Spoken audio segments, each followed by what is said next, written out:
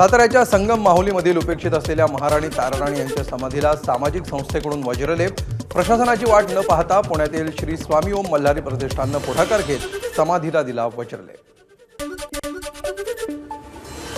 देशातलं पहिलं carbon dating accelerator centre Mumbai विद्यापीठामध्ये सुरू। यासाठी विद्यापीठाकडून 20 कोटींचा खर्च। 50,000 वर्षांपूर्वीची कुठलीही वस्तू किती जुनी आहे हे या सेंटरमध्ये कळतं।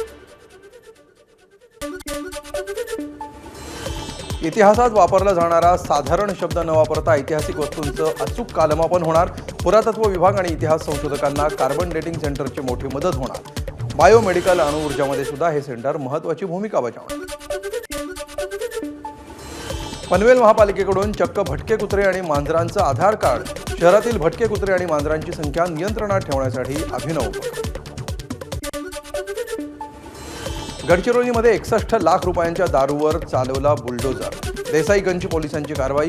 विविध 520 गुन्ह्यांमधील 61,77,000 रुपये किमतीची दारू न्यायालयाच्या आदेशानंतर बुलडोजर चालवून केली नष्ट। केंद्रीय मंत्रिमंडळानं केंद्र सरकारच्या महागाई भत्त्यामध्ये केली 2% वाढ। महागाई भत्ता 53%वरून 55%वर। केंद्र सरकारचे कर्मचारी, पेन्शनधारक आणि पेन्शनधारकांनंतर अवलंबून असलेल्या व्यक्तींना होणार फायदा। म्यानमारमध्ये 7.7 रिश्टर स्केलच्या भूकंपाचे धक्के। एक इमारत कोसळली।